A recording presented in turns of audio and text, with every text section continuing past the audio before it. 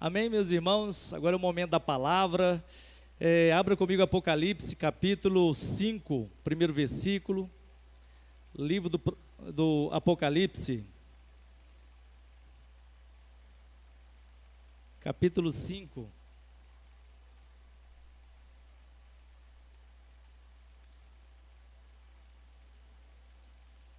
Apocalipse 5, primeiro versículo.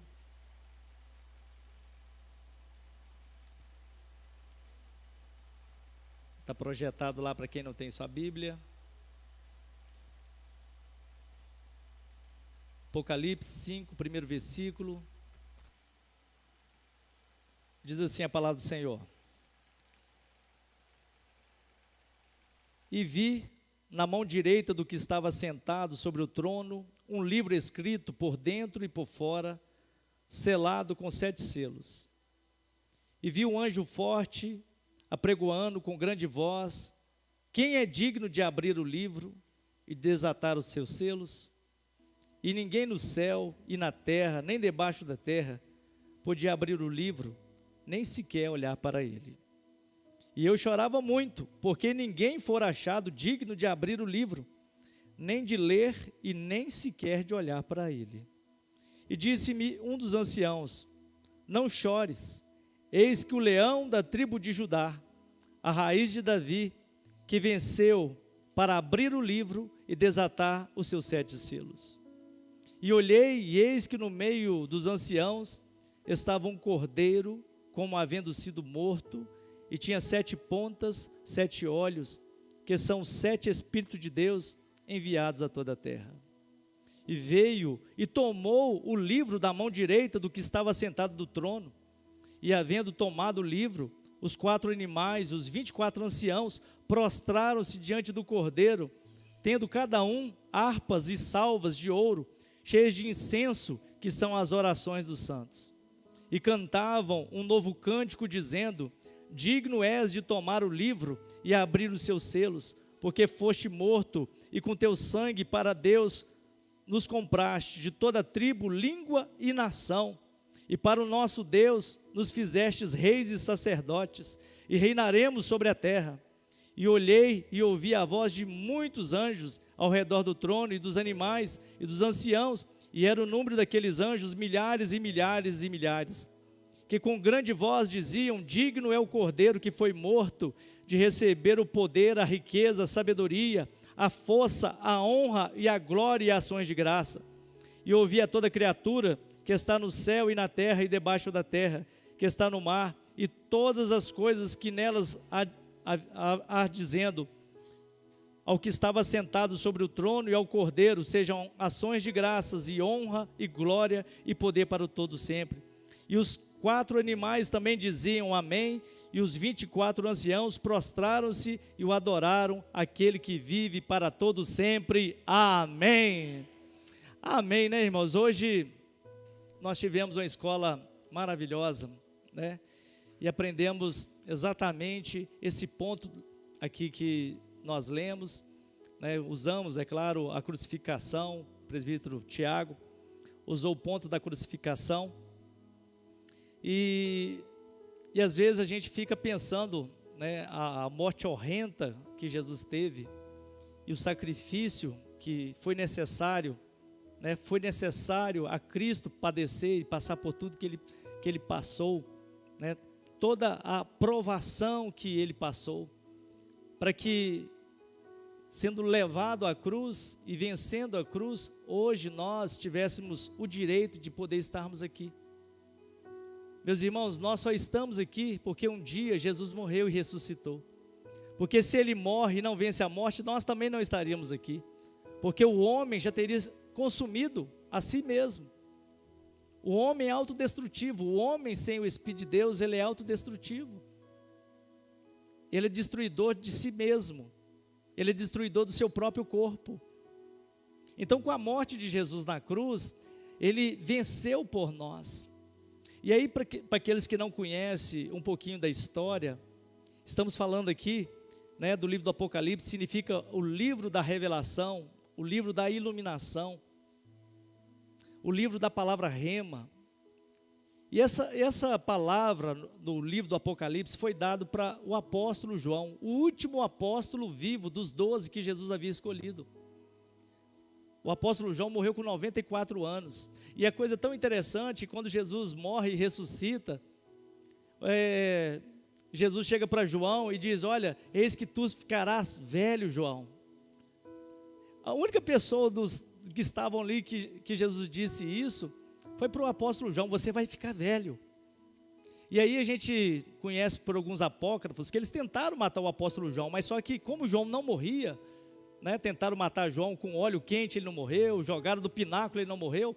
Então acharam que ele era um bruxo. Então, por achar que era um bruxo, eles mandaram ele para a ilha de Pátmos, né? A ilha de Pátmos é uma ilha que está na Grécia, hoje a 54 quilômetros da Turquia. E essa ilha, no período romano, era uma ilha prisão, porque ela é rochosa, ela não tem tanta vida. Então mandava ali um prisioneiro exilado para que ele sofresse trabalhando nas pedreiras, cortando pedra. As pedras eram levadas para Roma, para outras construções, aonde Roma tinha o seu império, e fazia suas construções tirando pedra da ilha de Pátmos. E aí você imagina um senhorzinho de 94 anos, né? Provavelmente foi para lá com 90, 91 anos, ficou lá aproximadamente 3 anos, até sair de cena, até morrer. E aí imagina esse senhorzinho agora na ilha de Pátmos, um homem que viveu a grande parte da sua vida pregando o evangelho. E eu faço uma pergunta: que mal que o apóstolo João fez para merecer um destino tão cruel desse no fim da sua vida? O homem que só pregava o bem, o homem que é conhecido como o apóstolo do amor, o homem conhecido como aquele que pregava o amor, aquele que quando ia falar com o pecador, ele dizia: filhinhos, arrependei dos vossos pecados. Esse apóstolo João, o apóstolo do amor, era aquele que amava até mesmo o pecador e queria que os pecadores se convertessem. É aquele que assumiu a igreja de Éfeso, depois de Paulo ter aberto a igreja em Éfeso, e ele passou grande parte da sua vida lá na igreja de Éfeso, que era o centro do politeísmo, de vários deuses, né? Era o centro onde ficava ali a deusa dos Éfesos, né? A Diana. Então ele foi apóstolo nessas circunstâncias, e por fazer o bem, ele foi levado, aprisionado para a ilha de Pátmos. Mas chegou na ilha de Pátmos, no pior lugar, no lugar mais inóspito, no lugar mais terrível, no lugar mais tenebroso, no lugar assim, talvez, que a gente poderia dizer: poxa vida, Deus, você poderia ter amenizado, você poderia ter levado ele para um jardim maravilhoso, ele poderia encerrar a sua vida nas ilhas gregas lá, nos lugares mais bonitos da Turquia, na Mesopotâmia, mas o Senhor permitiu que o apóstolo João fosse findar os seus dias num lugar terrível, como a ilha de Pátmos naquele período. E aí eu faço uma outra questionamento. No lugar mais terrível e tenebroso, Deus manifestou-se a ele. Meus irmãos, antes de entrar naquilo que eu quero dizer uma coisa: talvez você esteja no lugar mais inóspito da sua vida, talvez você está no lugar que você não queria estar, talvez você está vivendo uma situação que você não queria viver, talvez você está vivendo um problema que você não sabe como enfrentar, mas o mesmo Deus que visitou o apóstolo João pode te visitar também. O mesmo Deus pode te revelar coisas profundas, inefáveis, consolar o teu coração, assim como ele fez com o apóstolo João. Meus irmãos, eu fico imaginando que o apóstolo João deve ter pensado: Senhor, mas é o fim que eu mereço. E aí Deus, como um prêmio, como algo grandioso, revela para ele o passado, o presente e o futuro. Meus irmãos, para nós entendermos a intimidade do apóstolo João, quando Deus visita lá Daniel no capítulo 9, no capítulo 10 até o capítulo 12, você vai ver Daniel sendo visitado por anjos, por Gabriel e pelo próprio Senhor, a manifestação do Senhor, né? Este meu Senhor falando com aquele meu Senhor. Era a presença de Jesus ali no Velho Testamento, uma teofania do Velho Testamento. E aí a gente vê que quando encerra o capítulo 12, a gente vê esse ser falando com Daniel: Daniel, fecha os livros, fecha o livro. Porque o que vai acontecer aí é para longos anos ainda, quer dizer, 400, 500 anos depois do profeta Daniel, né? Fecha o livro, sela o livro, porque não te cabe saber do que está escrito neste livro, né? Esse livro estava selado E aí a gente lê o texto aqui, que o apóstolo João teve, a princípio, uma visão, uma revelação, e depois agora um arrebatamento. Os irmãos sabem a diferença de visão, de revelação e de arrebatamento? Visão a gente vê. Via um homem com a característica assim, assim, assado. Visão. Revelação. Eu senti que um homem de idade tal passou por um problema hoje e Deus quer falar o coração dele. Revelação. E arrebatamento? Arrebatamento, irmãos, é arrebatamento de sentido. O seu corpo está aqui e o seu espírito é levado em outro lugar. Então tem as 3 manifestações: visão, revelação e arrebatamento. E é claro que a gente também tem os sonhos, mas sonhos a gente só faz sonho quando está dormindo, né? A manifestação de dons espirituais. Mas esse arrebatamento de espírito, o corpo dele ficou em Pátimos, mas o espírito foi levado aos santos dos santos, no séquito, na glória de Deus. E lá na glória de Deus, aí no capítulo 4, ele se depara com um trono.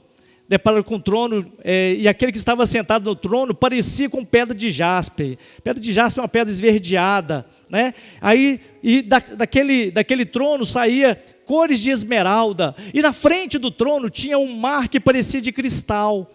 E quando esse ser que estava sentado no trono falava, era como se fosse a voz de muitas águas. Sabe o que eu aprendo aqui? Que ele é levado lá na eternidade, ele é levado diante de Deus, é levado na presença de Deus, e Deus então manifesta uma coisa gloriosa, porque quando ele chega lá, ele vê 24 tronos, ele vê 24 anciãos sentados com coroas sobre suas cabeças, representando as 12 tribos de Israel e os 12 apóstolos. Ele vê 4 animais, e a gente estava estudando isso na quinta-feira, e cada animal tinha uma característica, né? Um animal com cara de leão, mostrando a força do evangelho de Mateus, né? O Mateus apresenta Jesus como o leão da tribo de Judá, porque ele apresenta Jesus para os judeus. Aí a gente vê o segundo animal que ele vê com cara de bezerro, apresentando Jesus como servo. Está lá no evangelho de Marcos. Marcos apresenta Jesus como servo. O terceiro animal, ele apresenta, o animal tinha 4 patas, mas tinha cara de gente. Sabe por quê? É o evangelho de Lucas, porque Lucas apresenta Jesus como homem, porque ele era médico, ele apresenta todas as características do homem que teve sede, que teve fome, que teve agonia, que transpirou sangue. Ele tem essa percepção. Então, quando ele vê esses 4 animais, e o quarto animal? Ele vê com cara de águia, sabe por quê? E com asas de águia, porque era um Jesus que morreu, mas ressuscitou e subiu às altas nuvens. Meus irmãos, tudo era profético no livro do Apocalipse, quando ele tem essa visão do Evangelho capítulo 4, e agora ele é levado a um lugar mais próximo de Deus, e aí ele vê os querubins, ele vê os serafins, ele vê a presença de Deus, ele vê os 7 Espíritos de Deus que saía do trono de Deus, mas um anjo ali poderoso, forte, né? Vamos imaginar que um anjo com muito poder ali no céu, ele dá um grito: meu Deus, mas quem é digno de abrir o livro? Quem pode abrir o livro? E aí o apóstolo João diz que ele chorou muito. A gente imagine ele lá na eternidade e ele chora muito. Mas um dos anciãos, dos 24 que estavam ali, disse: calma, João, calma. Eis aí o leão da tribo de Judá, que foi morto, mas ressuscitou, aleluia! Acaba o choro, meus irmãos. Sabe o que eu quero dizer para você? Antes de entrar no que eu quero falar, meus irmãos, entendam uma coisa: quando Jesus chega no lugar, o choro acaba. Quando Jesus chega no lugar, a enfermidade vai embora. Quando Jesus chega no lugar, meus irmãos, a tristeza vai embora. Porque enquanto não tinha esperança visível, há choro, há tristeza. Talvez você que está aqui, meu querido, talvez você está chorando muito, talvez você está angustiado, está sem esperança, mas quando Jesus chegar na tua vida, alguém vai dizer para você: cala a boca, fica tranquilo, Jesus está no lugar.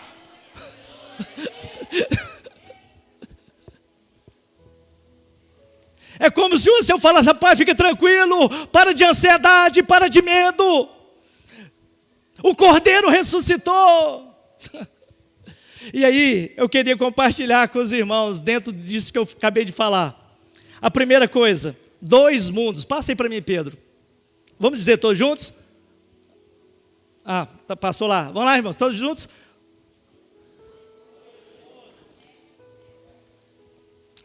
Está dando para enxergar lá, a letrinha da pequena? A Glória está enxergando bem, hein? 2 mundos, o céu e a terra. Meus irmãos, o apóstolo João teve o privilégio de ver 2 mundos de formas diferentes.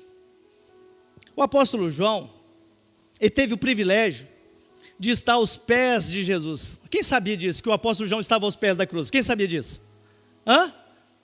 Meia dúzia de gente? Sabe por quê? Jesus lá na cruz, Jesus disse: mulher, eis aí o teu filho, filho, eis aí a tua mãe, cuida dela. Ele estava falando para o apóstolo João, que o apóstolo João cuidasse da mãe dele, porque Jesus era rimo de família. Jesus era o provedor da família e era o mais velho da sua casa. Ele deixa Maria aos cuidados do apóstolo João.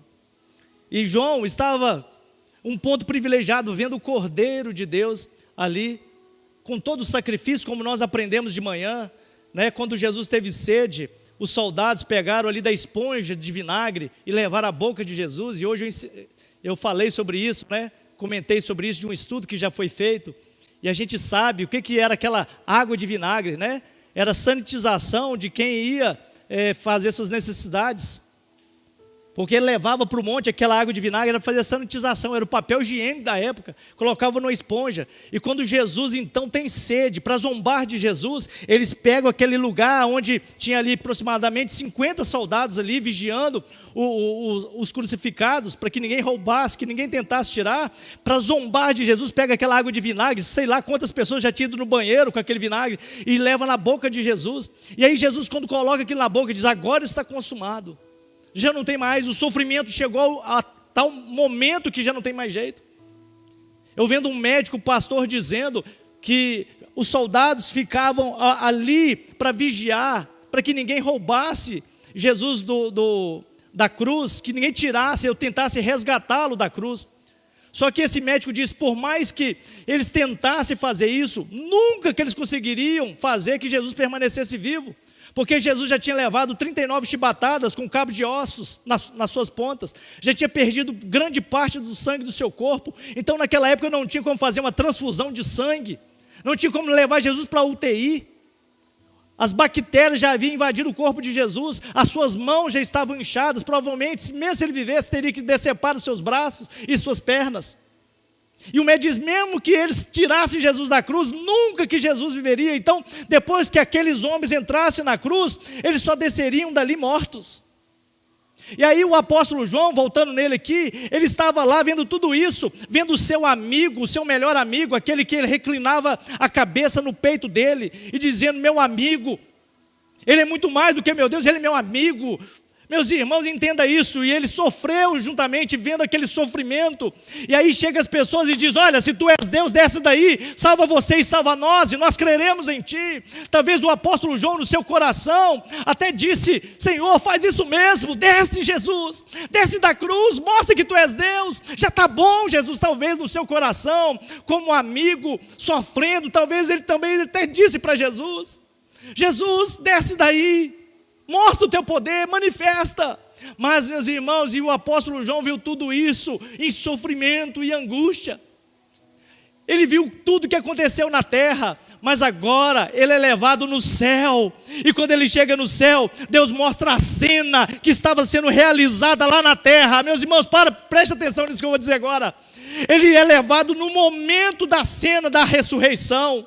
Meus irmãos, ele primeiro está lá na terra, vivenciando aquele homem sofredor, aquele homem agonizando na cruz. Mas agora Jesus permite, Deus permite que ele seja levado agora no ambiente espiritual, no ambiente da eternidade. E agora ele vê o que aquele sacrifício daquele homem fez lá no céu. Meus irmãos, e o que fez lá no céu? Ninguém era digno de abrir o livro, mas quando aquele homem morre lá na terra e ressuscita lá no céu, o livro foi aberto para a igreja. Pastor, e que livro é esse, pastor? Eu quero te dizer que livro é esse. Esse é o livro que foi fechado lá em Adão e Eva quando eles pecaram, porque era o livro da vida. Todos os nomes daqueles que nasceriam seriam registrados ali, porque viveriam eternamente. Mas quando Adão e Eva pecam, meus irmãos, o livro é fechado. A porta do jardim agora tem 2 querubins com espadas inflamadas para que os homens não retornassem, porque dentro do jardim tinha a árvore da vida. E a Bíblia diz que quando nós vencermos em Cristo, nós voltaremos a andar no jardim de Deus, a comer do maná que está escondido lá, do fruto que está no jardim de Deus. Mas esse livro foi selado por causa do pecado e ninguém era digno de abrir. Abraão não era digno de abrir, Noé não era digno de abrir, Moisés não era digno de abrir, Davi, homem segundo o coração de Deus, não era digno de abrir, o anjo Gabriel não era digno de abrir. Só precisava ser Deus para abrir o livro. Por que, pastor, que tinha que ser Deus? Porque o livro não estava jogado lá na eternidade. Não. O livro não estava no cantinho lá, não. O livro estava na mão direita de Deus. E por estar na mão direita de Deus, ninguém ousava olhar para Deus, nem os querubins, nem os serafins. Meus irmãos, se nós vermos a visão do profeta Isaías, capítulo 6, a Bíblia diz que quando ele olha para os querubins, com 2 voavam, com 2 cobriam os pés, e com 2 cobriam o rosto, porque ninguém é digno de olhar para Deus.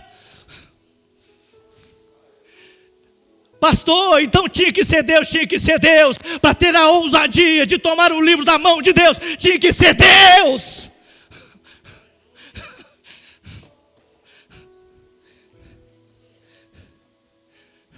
E aí eu fico falando comigo mesmo, a gente se acha tão importante. Meus irmãos, nem os mais poderosos do céu não poderiam pagar o preço que Jesus pagou. O livro foi selado. Pastor, por que o livro foi selado? Por causa do pecado. E quando que o livro seria aberto? Gênesis 3,15. Quando Jesus pisasse na cabeça da serpente. Aleluia! Está lá em Gênesis 3,15, e tu lhe esmagarás a cabeça, e tu lhe ferirás o calcanhar. Meus irmãos, Jesus foi ferido neste mundo, os seus pés foram feridos neste mundo, houve grande sofrimento, mas quando ele morreu e ressuscitou, meus queridos, a cabeça da serpente foi esmagada. Pastor, e o que aconteceu lá no mundo espiritual? No mundo físico era sofrimento, Jesus estava morrendo, e lá no mundo espiritual, no mundo invisível aos nossos olhos, o que aconteceu? E tudo isso, meus irmãos, atrás dos bastidores, né? Quando está fazendo teatro, coloca aquela cortina, por trás dos bastidores as pessoas estão se arrumando, se ajeitando, e por trás dos bastidores, pastor da cruz, o que estava acontecendo? Quando Jesus diz, tetelestai, está consumado, o preço foi pago, o sacrifício perfeito foi entregue, Pai. Aí quando Jesus morre, meus irmãos, a Bíblia diz que Jesus foi para onde? Ao inferno. Apocalipse 1,18 diz, eis aí o Cordeiro de Deus, que venceu a morte e o inferno, e tomou da morte a chave. Pastor, o que estava acontecendo no mundo espiritual? Enquanto João ainda estava chorando, Jesus já estava lá, tomando da morte, tomando do inferno a chave. Meus irmãos, o controle da nossa vida está nas mãos de Deus. Por que você tem medo de morrer, meu querido? A sua vida, a minha vida, não está na mão do diabo mais, não está nas mãos da morte, está nas mãos de Deus. É por isso que quando a gente chega lá no hospital, eu não pergunto assim, olha, ô demônio, devolve a vida dessa pessoa, ô diabo, devolve, não, ô Senhor, o Senhor é dono dessa vida, se o Senhor quiser trazer a vida, o Senhor traz, se o Senhor quiser levar, o Senhor leva, porque o dono da vida depois da morte foi Jesus Cristo.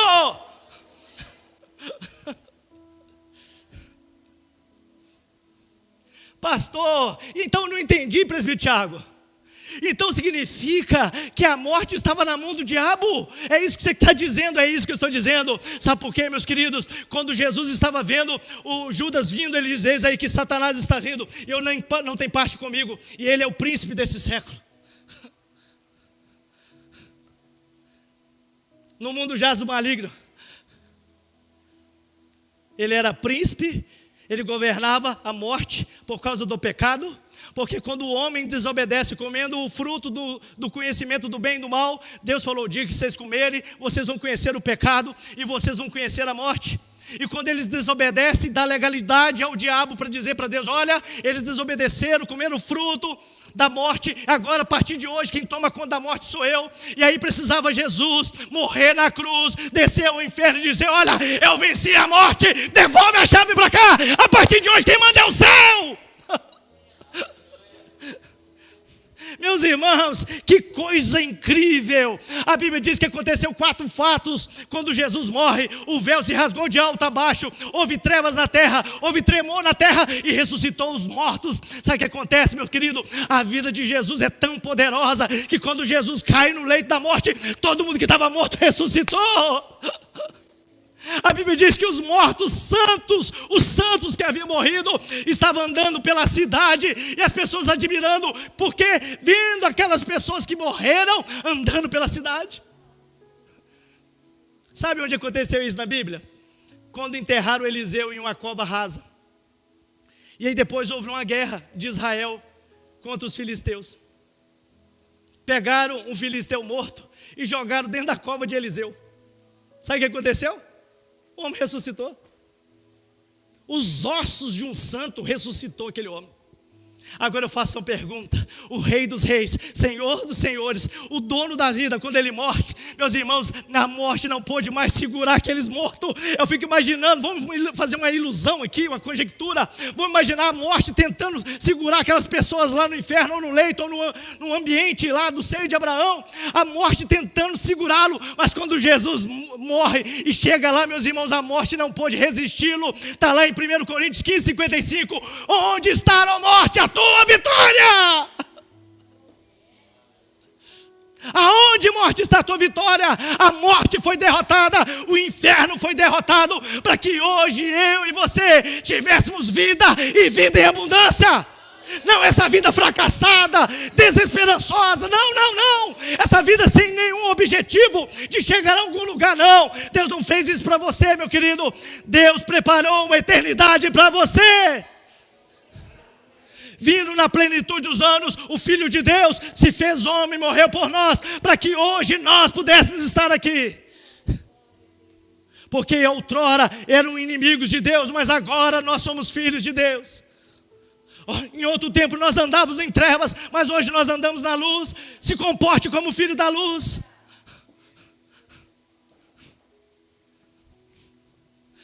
O apóstolo João, como homem, ele viu todo o sofrimento, mas agora arrebatado em espírito, ele vê uma cena, a cena que todos nós gostaríamos de ver. Sabe o que eu quero dizer, meu querido? Você está sentado nesse banco, talvez você não está vendo, porque talvez você é muito carnal. Mas eu quero te dizer, abra os olhos da fé que você vai ver os anjos do Senhor passeando no meio da igreja, curando, operando maravilhas, sendo enviado à tua casa enquanto você está aqui.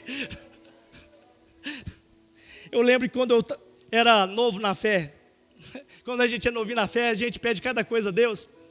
E eu estava numa ceia, e eu vi o pastor dizendo aqui: irmãos, tem anjo passeando neste lugar. Eu falei: será, gente? Aí eu olhava para o lado, via os presbíteros, via, os diáconos, via o pastor, mas tem anjo aqui? E eu falei com Deus: Deus, abre os meus olhos.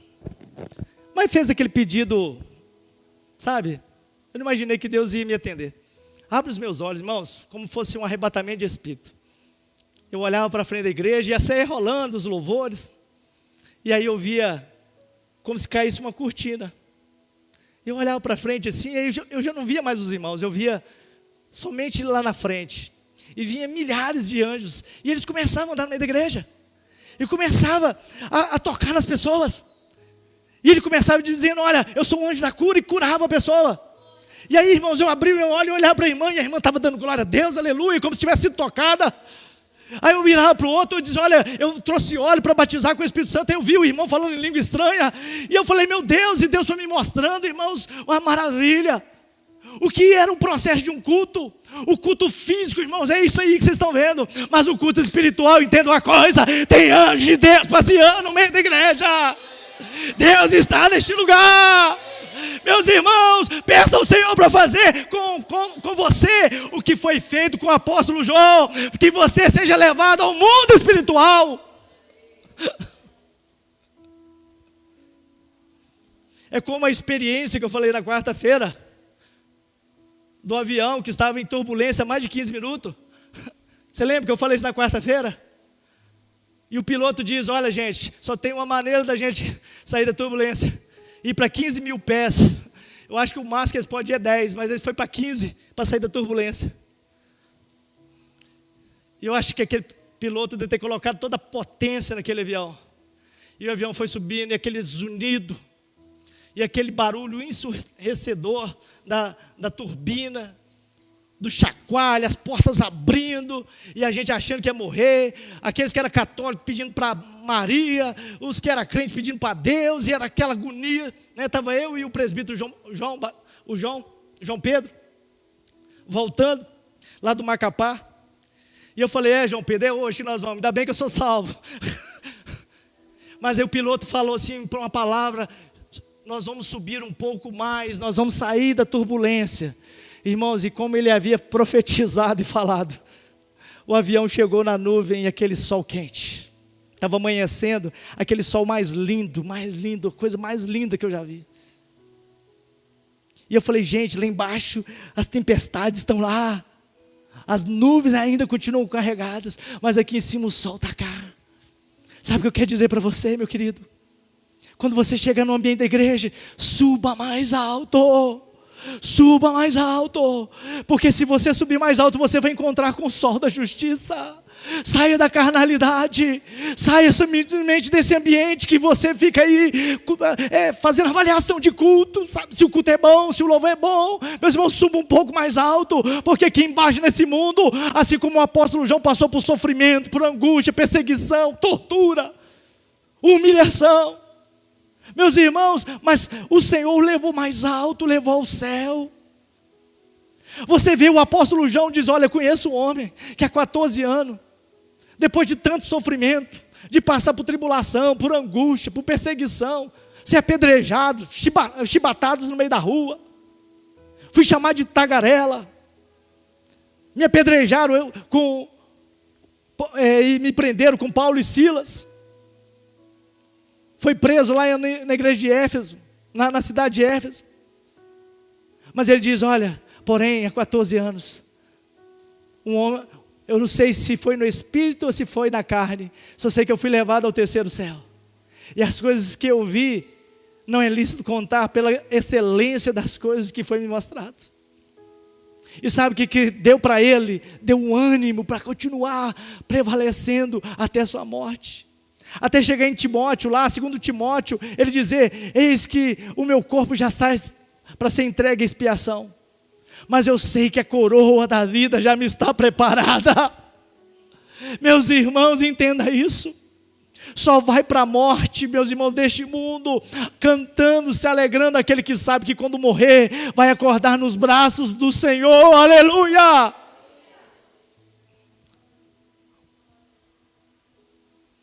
Dois mundos.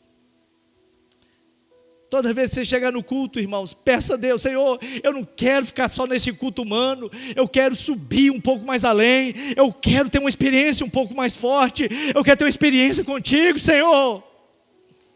Sai dessa superficialidade, irmão. Sai dessa superficialidade.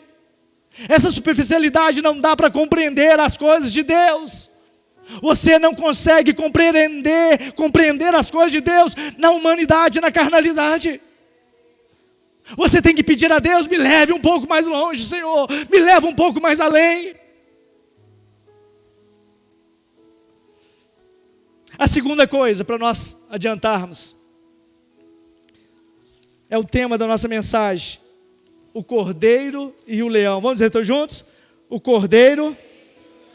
Está fraco, irmãos.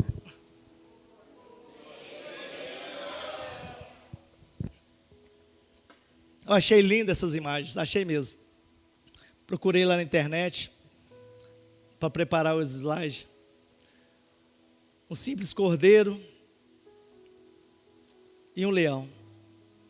Meus irmãos, na Bíblia tudo é profético, tudo.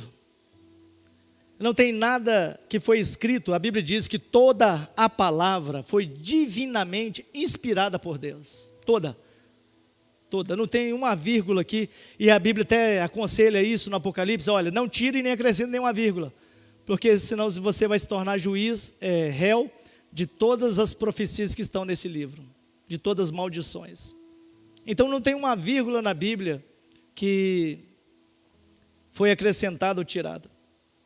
Eu lembro de um pastor, ele converteu, ele é judeu e se converteu ao cristianismo. E ele faz um trabalho para tentar convencer os judeus que Jesus Cristo é o Messias. E aí, ele pega parte da Torá, lá no hebraico deles lá. Eu estava vendo uma live esses dias e o pastor estava me contando, um pastor que faz trabalho lá com eles, né? Que também está em missões lá, mora grande parte da vida dele lá em Israel. Esqueci o nome do pastor, trouxe uma mensagem para nós, uma dessas quarta-feiras que a gente se reúne. E aí, ele disse que esse judeu, ele pede que as pessoas leiam parte da Torá, como é o costume deles. Aí o outro judeu vai ler lá na língua hebraica, e chega no Isaías 53. Verdadeiramente ele tomou sobre si as nossas dores e as nossas enfermidades. É o castigo que nos traz a paz. Estava sobre eles. Porque pelas suas pisaduras nós somos sarados. E aí mais na frente o texto diz, porque como uma ovelha muda foi levado ao matadouro. Quem contará o tempo da sua existência? Porque foi tirado da terra como raiz de uma terra seca. E as pessoas dirão, passou muito rápido, né? Traduzindo. E aí ele pergunta para os judeus, de quem você acha que Isaías está dizendo? Aí eles não podem negar, porque o profeta Isaías é um dos profetas mais respeitados para Israel. Aí eles dizem, é Jesus Cristo, o Cordeiro. Aí ele pergunta, mas por que vocês não creem? E aí ele fala que os judeus falam assim, mas eu não sei por que eu não creio. Ele diz, você crê no profeta Isaías? Creio no profeta Isaías. Então por que você não crê? Está escrito aí, ele é o Cordeiro. Ele foi entregue como um cordeiro. Meus irmãos, eu faço uma pergunta para os irmãos. Por que você acha que as pessoas não creem, mesmo estando escrito? Mesmo com todos os sinais? Mesmo com todos os livramentos? Por que você acha que as pessoas não acreditam? Quantas oportunidades Deus tem nos dado? Quantos livramentos Deus tem nos dado? Quantas das vezes Deus tem que repetir as mesmas coisas para nós? Repetir as mesmas profecias para nós. Quantas das vezes Deus tem que ficar nos lembrando coisas que Ele fala todo dia, todo culto. Quantas vezes nós temos que subir no monte, ou vir na igreja, ou estar em qualquer lugar da oração, para ouvir as mesmas coisas que Deus está nos dizendo constantemente. E aí a gente vê aqui a Bíblia dizendo que Jesus era o Cordeiro de Deus. Pastor, mas como assim o Cordeiro de Deus? Aonde que começa o Cordeiro de Deus? Lá em Adão e Eva. Quando o homem peca, Deus então mata o primeiro animal. Pela primeira vez eles conheceram a morte. Porque lá eles não precisavam matar para comer, porque tinha de tudo no jardim. Então quando mata-se o cordeiro, pega a pele daquele cordeiro, e aí, meus queridos, veste os homens, porque eles descobriram que estavam nus, que estavam em pecado. Pela primeira vez, então, Adão e Eva viram que alguém precisaria morrer em seu lugar. Aí a gente vai ver o sacrifício de Caim e de Abel. Qual o sacrifício que Deus aceitou? O sacrifício de Abel, porque era o cordeiro, era o animal imaculado que estava no pasto de Abel. E Deus a recebeu. A gente vai ver Abraão sacrificando ao Senhor. Você vai ver Jacó sacrificando ao Senhor. Você vai ver os demais homens de Deus sacrificando. Você vai ver lá no capítulo 3 do Êxodo, Deus estipulando a Páscoa, a saída do povo do Egito. E o que precisava ser feito? Matasse o cordeiro. O cordeiro está na figura no Velho Testamento apresentada para nós, de uma forma teofânica. Era Jesus do Velho Testamento. Era o cordeiro que era morto. Mas, meus queridos, tem um porém. Quando o cordeiro, o animal, era morto, ele só cobria o homem do pecado. Ele não redimia o homem do pecado. Vocês entenderam a diferença? Quando o cordeiro era morto, só cobria o homem do pecado, não redimia o homem do pecado.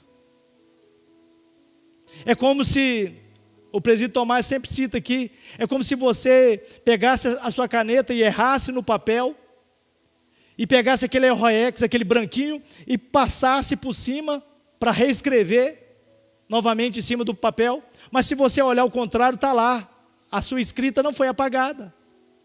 Então o que acontecia é que o sumo sacerdote levava diante de Deus o sacrifício, ali o sangue era vertido, mas só cobria, não redimia o homem do pecado, não purificava o homem do pecado. Talvez você não entenda isso, mas eu quero te dizer uma coisa, meus irmãos, tem gente que está na igreja, ele só tem uma cobertura, ele não tem a remissão.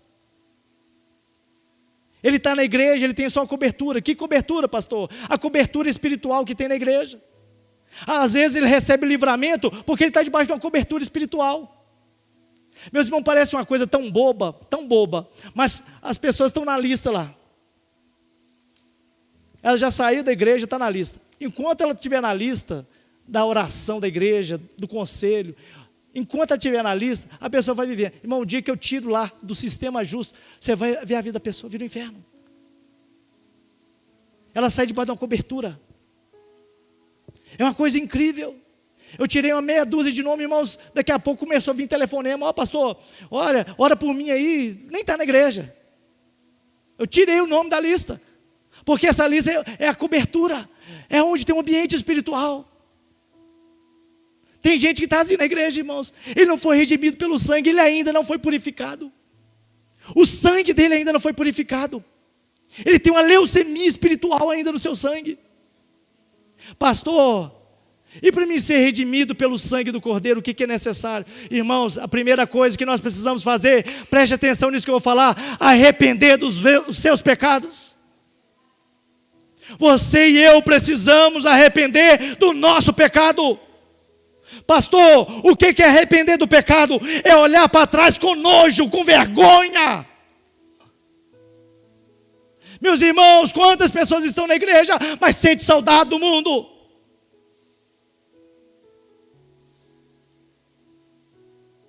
Meus irmãos, outro dia vendo duas mulheres crentes conversando, é claro que elas não sabiam que eu estava ouvindo, estava ali mexendo na ferragem, pessoas crentes, e dizendo, quando eu era jovem, que maravilha, mas eu pegava cada homem sarado, meu Deus do céu, e eu pensei comigo, meu Deus, será que essas mulheres foram redimidas do pecado? Meu irmão, porque só é redimido do pecado quando você se arrepende do pecado, da lascívia, da maldade, do roubo, da criminalidade, da falsidade, da vergonha. Pastor, eu estou sentindo que eu não fui redimido, porque eu tenho a mesma vida velha. Meus irmãos, eu quero dizer uma coisa, o primeiro sintoma da remissão do pecado é uma vida transformada. Uma vida transformada. Não tem como você andar com Cristo e ter uma vida velha. Não tem como você estar andando com Cristo, mas sentir desejo das coisas mundanas.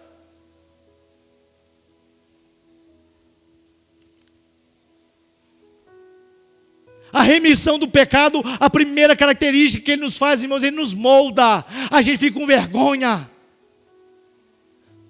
Ontem eu estava na faculdade e um menino sempre faz perguntas inteligentes. E ele me fez uma pergunta, pastor, como é que eu vou saber que quando eu estou num lugar, que aquele lugar não agrada o Senhor? É claro que a resposta é quando você tem o Espírito Santo. Ele diz, mas e se eu não perceber pelo Espírito Santo que eu estou num lugar que não agrada o Senhor? Eu falei, sabe o que acontece, meu querido? Quando você é lavado e remido pelo sangue do Cordeiro, o teu espírito já não combina mais com as trevas. Você não combina mais com assuntos de trevas. Você não aceita mais trevas dentro da sua casa. Você não compartilha mais os mesmos ideais das trevas. Meus irmãos, quando você está num ambiente de trevas, você sabe que está num ambiente de trevas.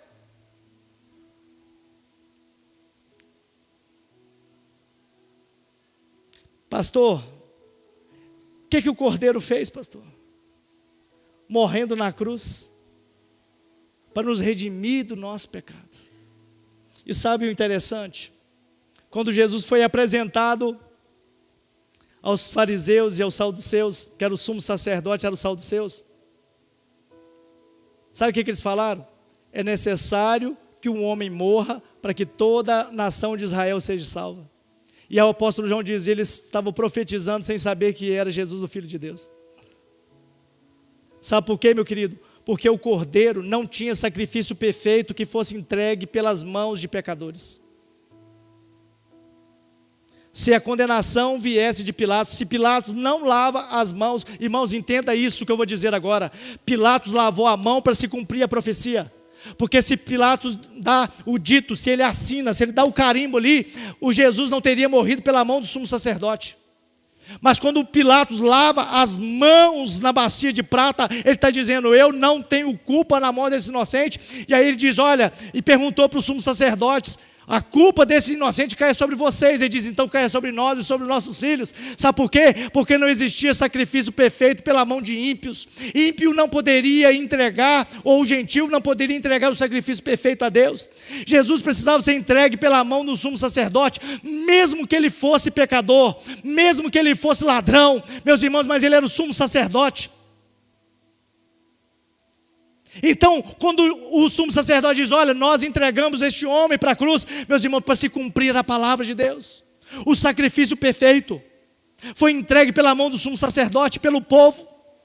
Meus irmãos, não foi qualquer um, foi o sumo sacerdote, foi Anás e Caifás, os dois sumos sacerdotes, entregaram Jesus ao martírio da cruz.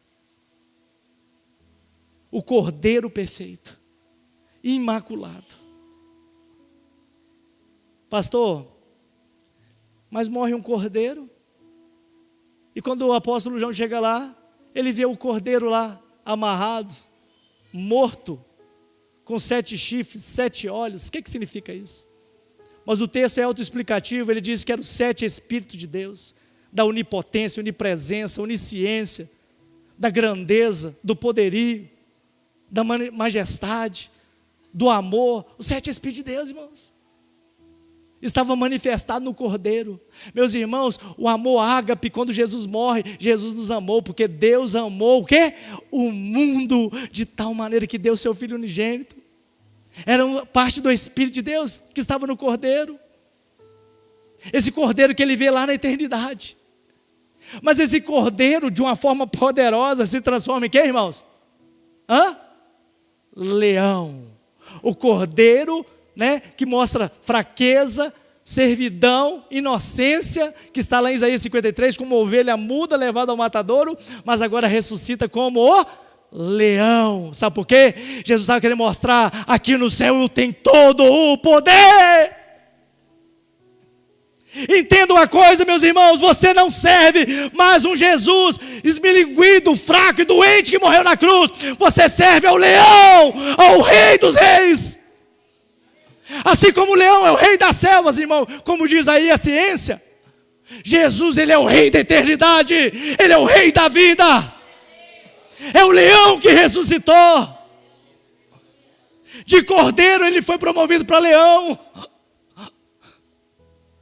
E aí, quando esse cordeiro se tornou um leão, a Bíblia diz que os anciãos vendo aquilo, os querubins vendo aquilo, presbítero Tiago, os serafins vendo aquilo, o que eles fizeram, irmãos? Se prostraram. Eu queria que você entendesse uma coisa. Às vezes, irmão, você se prostra diante de Deus, mas não com o seu espírito. Sabe por quê? Sabe onde nós aprendemos qual que foi a prostração dele? Eles tiraram das suas cabeças as coroas. As salvas eram as coroas que os imperadores romanos usavam, que era folhagem feita de ouro. Eles inclinaram, colocaram a sua boca no pó e jogaram as suas salvas aos pés do cordeiro, dizendo para Jesus, Jesus, grande aqui é o Senhor, poderoso aqui é o Senhor. Sabe, quando esses anciãos se prostram, quando os querubins se prostram, quando os animais se prostram, eles estavam querendo dizer: poderoso aqui é o Senhor. Eu quero te dizer uma coisa, meu querido: você não é nada, eu não sou nada. Então eu quero te convencer e dizer para você: quando você estiver na presença de Deus, se renda a Ele, tire sua coroa, a sua coroa de vaidade, a sua coroa de que eu sou bom, eu sou grande, se prostre diante dEle, porque grande aqui é Ele. Faça o que o João Batista fez, que ele cresça e que eu diminua, que ele apareça e que eu desapareça, meu irmão. Quando os anciãos que estavam na eternidade se prostram, ele estava ensinando para nós que diante dele, agora ressuscitado, todos nós nos prostraremos.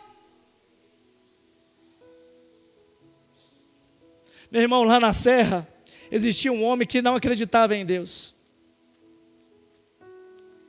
E ele sempre dizia, morava lá no Chico City, do lado do Colinho de Laranjeiras, é uma pequena comunidade que tem do lado de Colinho de Laranjeiras. E ele sempre dizia, ele jogava bola lá com a gente, e dizia: nunca que eu vou me prostrar diante desse Jesus. Jesus é mentira. Esse Jesus é mentira. Nunca que eu vou me prostrar diante de Jesus. Certo dia, foi para uma roça aqui perto de Domingos Martins, embriagou-se, e voltando bêbado, o carro capotou, e ele sem cinto, bêbado, saiu pela janela do carro. Quando eles acharam, irmãos, como que ele estava, irmãos? Prostrado diante do morro, morto.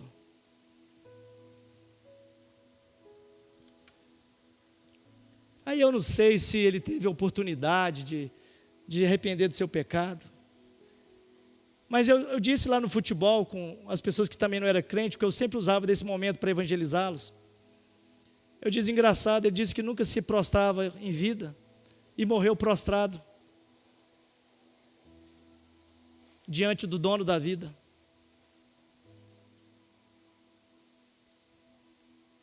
Esses anciãos, esses anjos, querubins, eles nos ensinam, irmãos, que diante de Jesus todos nós nos prostraremos.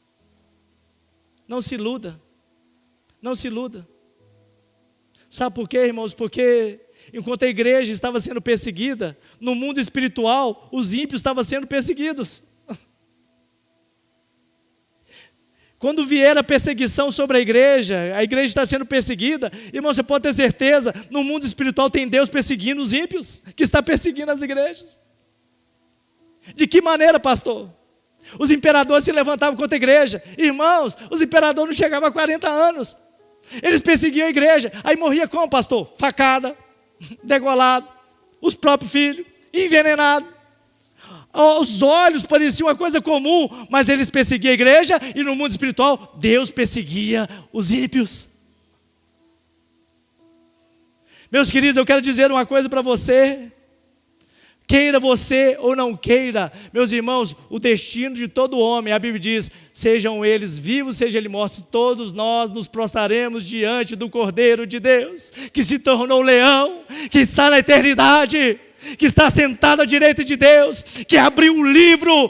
Pastor, abriu o livro? Abriu, meu querido. E a Bíblia diz aqui, olha, tem vários textos que eu poderia citar para os irmãos, vou citar só alguns. Todos os habitantes da terra adorarão a besta, a saber, todos aqueles que não tiverem os seus nomes escritos no livro da vida, e nem que foi morto pelo Cordeiro de Deus, e que teve poder de abrir o livro. Está lá em Apocalipse 13, versículo 8. Salmo 69, do 26 ao 28. Sejam eles tirados do livro da vida aqueles que não andam em retidão diante do Senhor, e que não faça parte do rol dos justos aqueles que andam em piedade.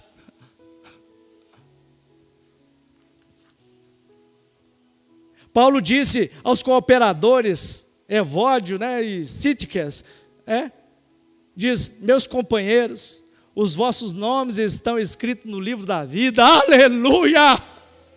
Meus cooperadores, vocês trabalham para Cristo, vocês me ajudam na obra, vocês fazem a vontade de Deus. Eu quero dizer uma coisa para vocês: seu nome está escrito no livro da vida. Meu irmão, seu nome não está escrito só na igreja, não. Seu nome está escrito no livro da vida. Diz para o seu irmão: seu nome está escrito no livro da vida. Diz a ele aí. E se não está, quero chamar o grupo louvor aqui. E se não está, Hoje é dia de você escrever seu nome no livro da vida, porque o livro foi aberto para nós. Pastor, e esse livro, pastor? Eu queria só deixar esse último conselho aqui para os irmãos. Apocalipse 20, versículo 11. Eu queria ler na íntegra aqui, só para a gente terminar.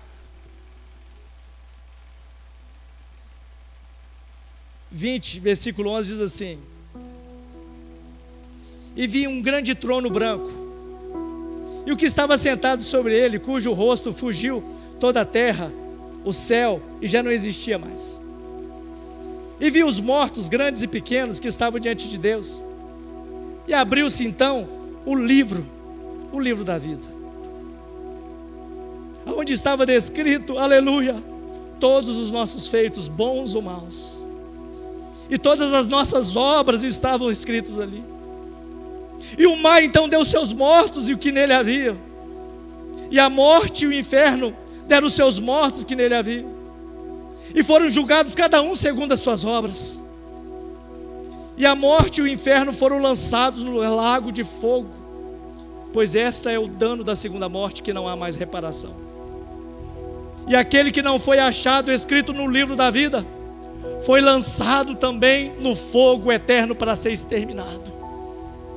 Eu quero que você entenda o que nós acabamos de ler.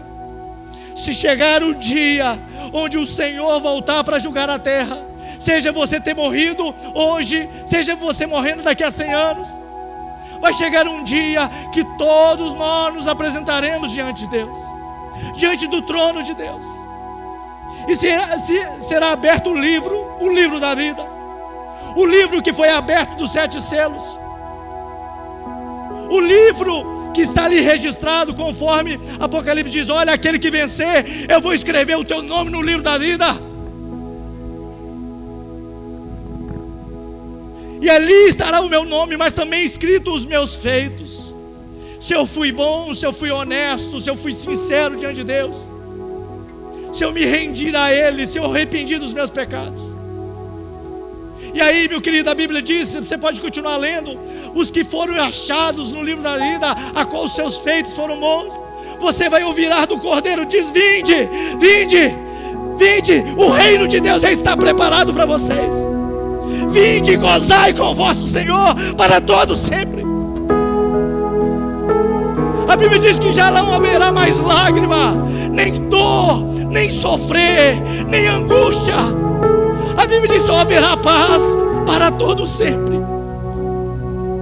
Apocalipse 22 diz que nós voltaremos a comer do fruto que está no jardim de Deus, e viveremos com Deus para todo sempre.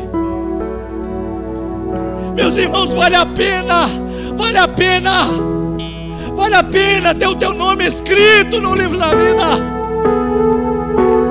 Vale a pena agora abdicar de algumas coisas tão fúteis, de dinheiro que passa tão ligeiro. Vale a pena abrir mão da minha vida velha. Vale a pena abrir a mão dos meus conceitos para viver a vida com Cristo. Porque a vida com Cristo, irmãos, mesmo que o mundo esteja em grandes trevas, eu sei que Ele está comigo. Eu sei que Ele está segurando as minhas mãos e dizendo para mim e para você: você não está sozinho. Vale a pena servir a Deus. Vale a pena poder um dia olhar para o Cordeiro de Deus em paz e dizer: eu mereço entrar pelas portas do céu, porque eu venci.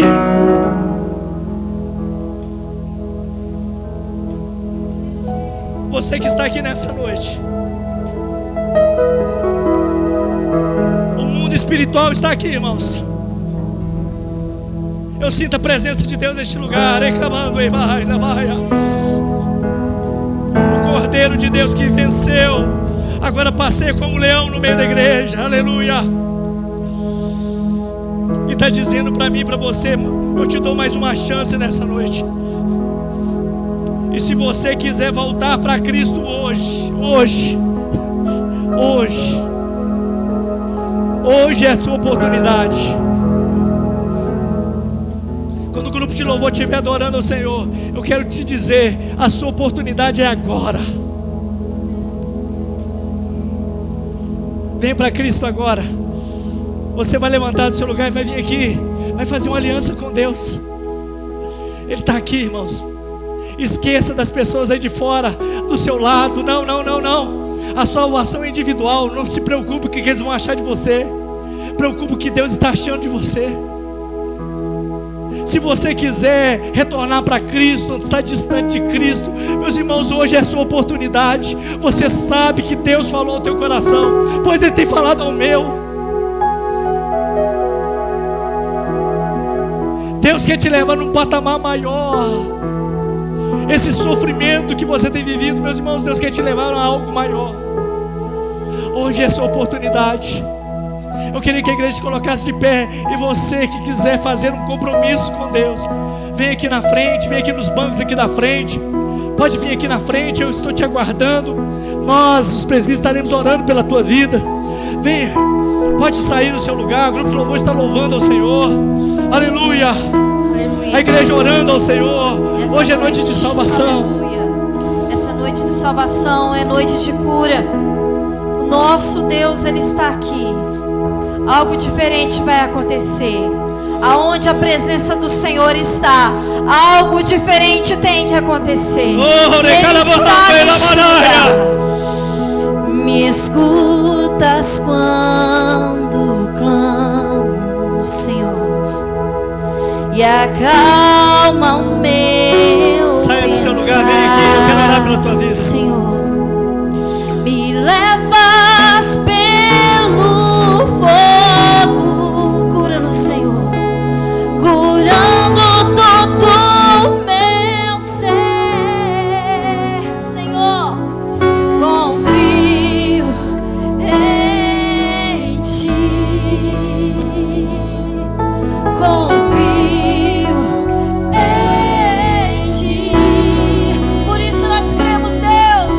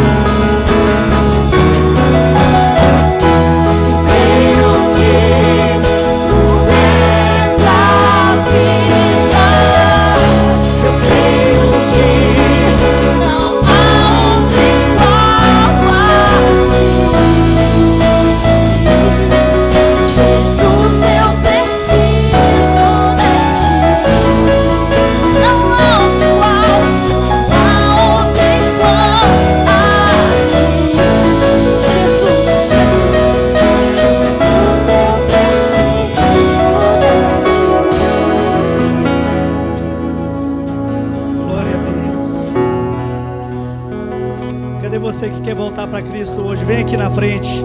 Eu quero orar pela tua vida. Hoje é noite de salvação. O Senhor está te chamando, meu querido. Minha querida, hoje o Senhor está te chamando. O Senhor está te dando essa oportunidade hoje. Esta é uma oportunidade ímpar que o Senhor está te dando. Não se importe com o que as pessoas vão pensar a teu respeito. Você conhece a sua vida espiritual e você sabe como você tem andado distante de Deus. Você sabe, você te conhece, você se conhece.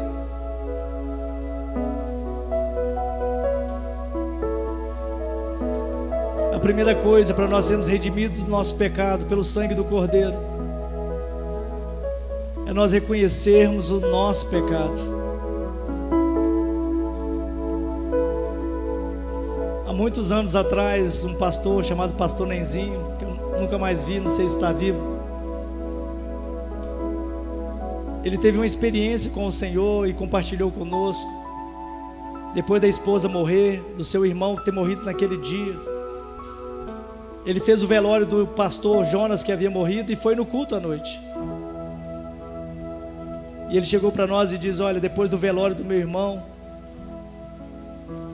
o Senhor me arrebatou em espírito e me levou até um lugar muito bonito no céu. E o Senhor me levou aonde tinha um memorial com o nome das pessoas. E ele falou que o Senhor levava ele às lápides, aos monumentos, onde estava escrito ali o nome de Noé, de Abraão, de Enoque, e todos eles estavam escritos em letra de ouro, vitoriosos. Mas quando ele chegava nos monumentos aonde estava uma placa ali da sua esposa, do seu irmão, dos pastores, amigo dele que havia morrido, a palavra vitorioso estava escrito como se fosse de um dedo que passou no sangue, estava escrito vitorioso, em cor vermelha, cor de sangue. E o Senhor dizia para ele: os que morreram em mim agora foram redimidos pelo sangue do Cordeiro, e por isso se tornaram vencedores na eternidade. Lembre-se, meu querido, você só entra pela porta do céu se você for redimido pelo sangue do Cordeiro, purificado pelo sangue do Cordeiro. Porque enquanto isso não acontecer, a cédula que é contra você ainda continua valendo.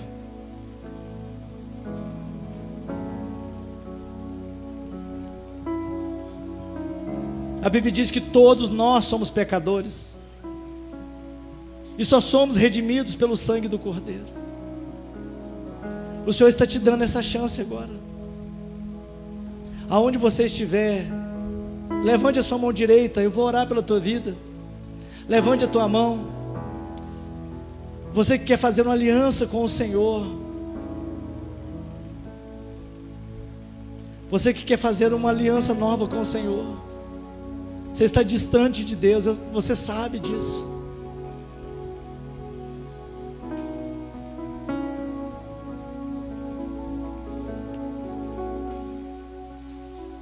Imagina no Jesus aqui presente, oferecendo tudo para você. Tudo, tudo, te dando o direito de escolher a vida ou a morte. E mesmo assim, insistentemente nós escolhemos a morte. Eu quero orar pela tua vida,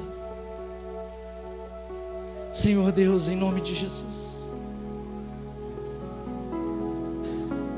O Senhor me mostra que 10 pessoas, 6 mulheres e 4 homens, 6 mulheres e 4 homens, que seus nomes não estão escritos no livro da vida. E o Senhor trouxe vocês aqui para dizer para vocês que é necessário que o teu nome esteja escrito no livro da vida. 6 mulheres e 4 homens que estão aqui no ambiente da igreja hoje.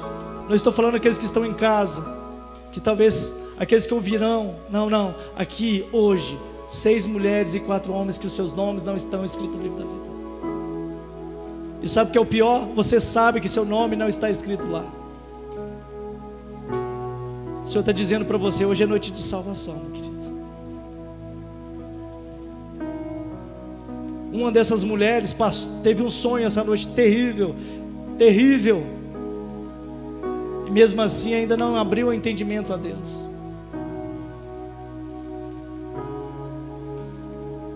Deus te visitou em sonhos para te mostrar o fim do que é uma pessoa sem Deus.